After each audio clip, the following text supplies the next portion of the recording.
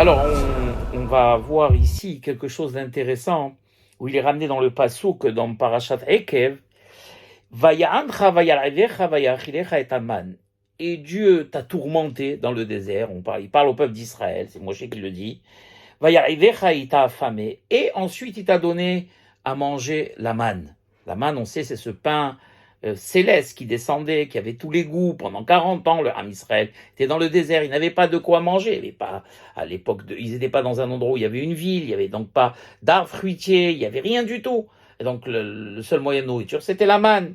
Alors il pose ici la question, le Saba Mino Vardok, à la vache Shalom. Et il dit dans Madrigat Adam que Béhémet, notre devoir à nous, bien sûr, ça se fait à tous les niveaux, chacun à son niveau. Mais on va dire que notre devoir à nous, c'est d'avoir confiance en Akadosh Baruch Hu sans aucune raison. C'est-à-dire, il dit ici qu'on n'a pas besoin de faire beaucoup d'efforts. Bien sûr, encore une fois, on n'est pas David Ameller, on n'est pas Hiskia Ameller pour compter complètement sur le ciel, bien que les Haramim nous assurent que si au fond de nous on dit eh bien il n'y a personne d'autre pour me nourrir, ou personne d'autre pour me vêtir, ou personne d'autre pour me faire réussir, et qu'on est convaincu de cela, eh bien Akadosh Baruch Hu, nous, sans qu'on bouge, nous vêtira, nous nourrira et nous donnera la santé sans qu'on ait fait quoi que ce soit. D'accord? On raconte une histoire extraordinaire où il y a, je crois que c'était Rabbi Yohanan qui était chez lui à la maison, il y a un pauvre qui rentre et il lui demande de l'aumône, et Rabbi Yohanan lui dit, eh ben, assieds-toi, qu'est-ce que tu as l'habitude de manger? Alors il lui dit, ah oui, moi j'ai l'habitude de manger toujours du poulet rôti et de boire le meilleur des vins. Alors Rabbi Yohanan était étonné. Il lui dit, ah bon? Il lui dit, alors le pauvre lui dit, et pourquoi tu es étonné? Est-ce que c'est toi qui me donnes à manger? C'est pas toi qui me donnes à manger. Bon. Quelques secondes après, on tape à la porte, et qui c'est qui rentre? C'est la sœur de Rabbi Yohanan qui l'avait pas vu, ça faisait des années. Et elle lui amène en cadeau un poulet rôti, qui est un cadeau hors du commun à l'époque, et une bouteille de vieux vin. Rabbi Hanan prend le vieux vin et prend le poulet rôti et il offre au pauvre. Il dit, voilà ton poulet rôti et voilà ton vin. C'est-à-dire que Béhémet, ce pauvre-là, en réalité, il était entièrement persuadé que s'il mettait son bitachon en Akadosh Baruch Hu, comme le dit le sabbat de Novardok, on n'a pas besoin de faire d'efforts. Mais bien évidemment, on n'a pas le niveau pour. On n'est pas des tzadikim de cette trempe, et donc on a besoin, nous, Béhémet, de faire des efforts, de faire ce qu'on appelle de la ishtadlout. D'accord? Notre paranous dans ce monde, c'est de nous lever pour travailler, c'est de bouger pour pouvoir réaliser. C'est le système de cause et d'effet.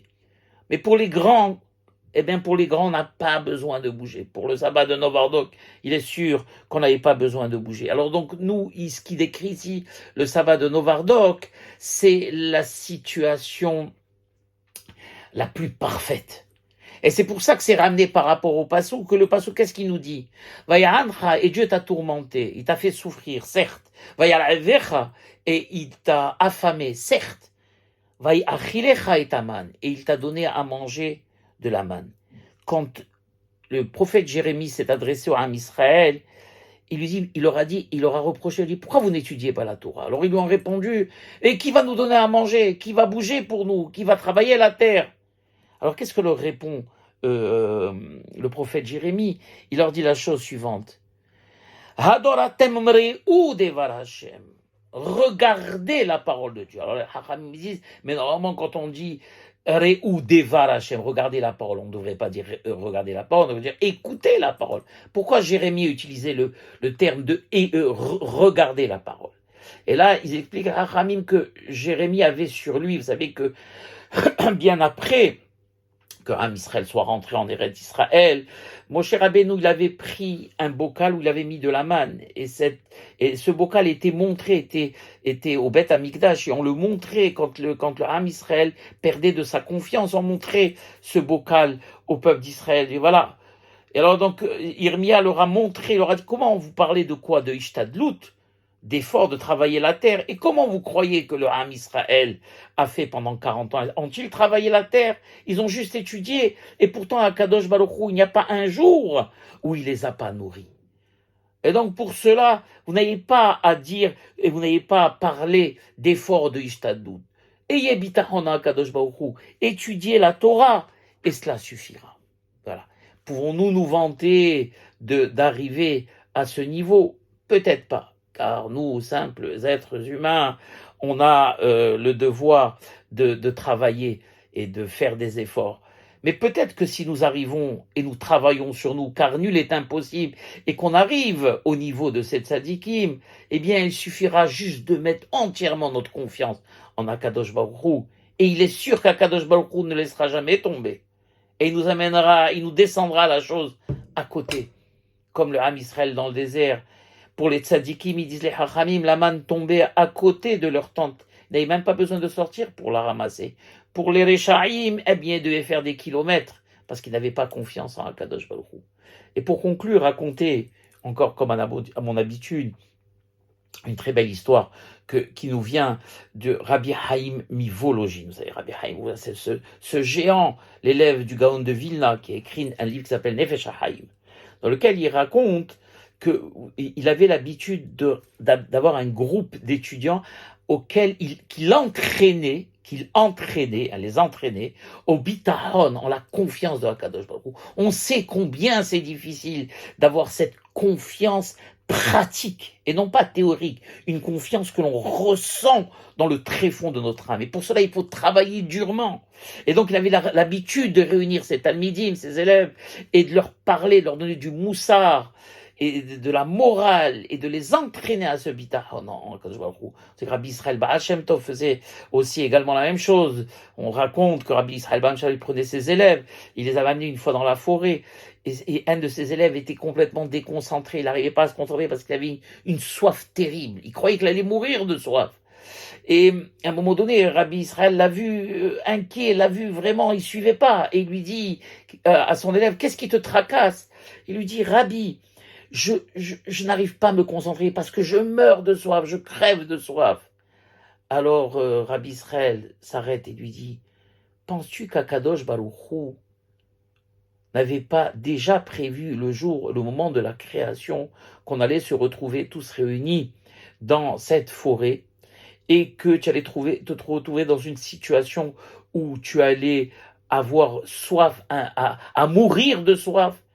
Et crois-tu qu'Akadosh Baruch Hu n'avait pas prévu de t'envoyer la délivrance?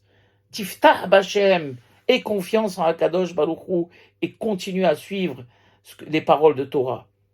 Quelques minutes après, en plein milieu de la forêt, on voit un type en haillons courir avec 2 seaux pleins d'eau glacée. Vous imaginez? Et Rabbi Israël l'arrête, il dit, mais où cours-tu? Il dit, je cours devant mon maître, de peur qu'il me tue, car il a ce rituel tous les jours de me charger 2 seaux pleins d'eau et de me demander de courir, et il me tire dessus. Et si je cours pas assez vite, il peut me tuer.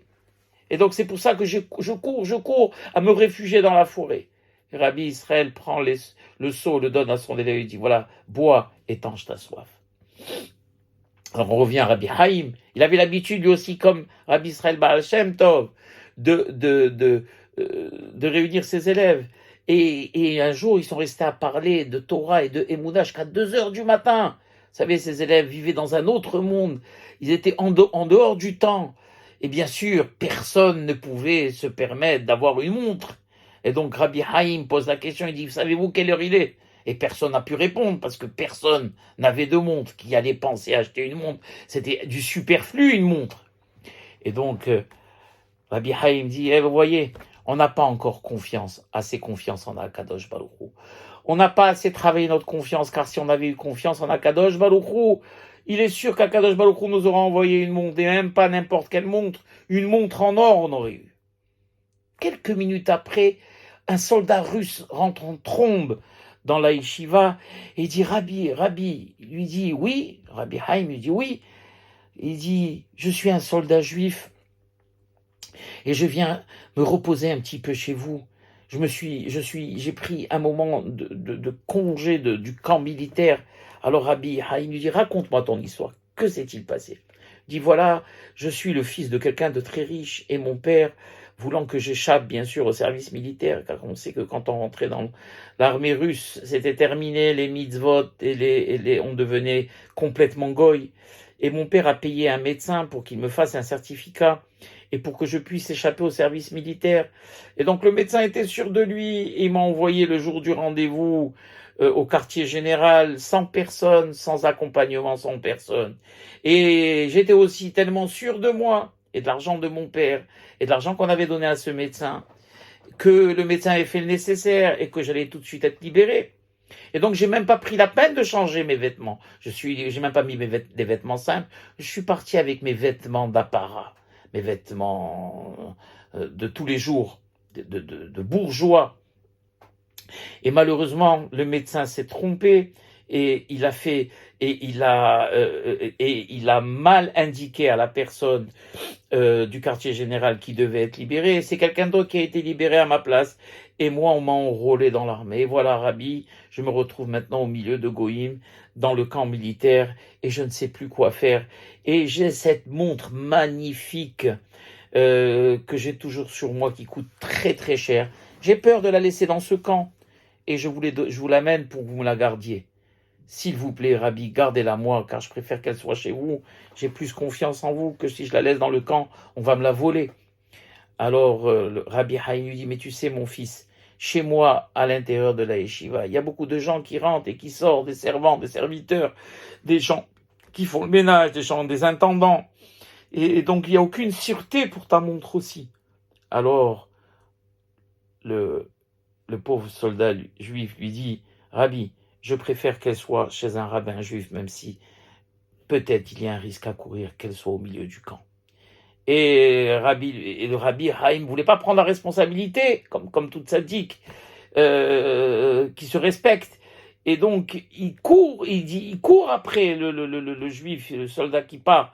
Les soldats ne se retournent pas, il part en courant et il laisse dans la main la montre en or à Rabbi Haïm.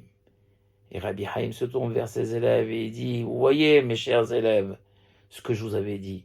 Plus on montera en Emouna, plus on montera en Bitachon, et plus Akadosh Baruch Hu déposera dans la paume de notre main ce dont on a besoin.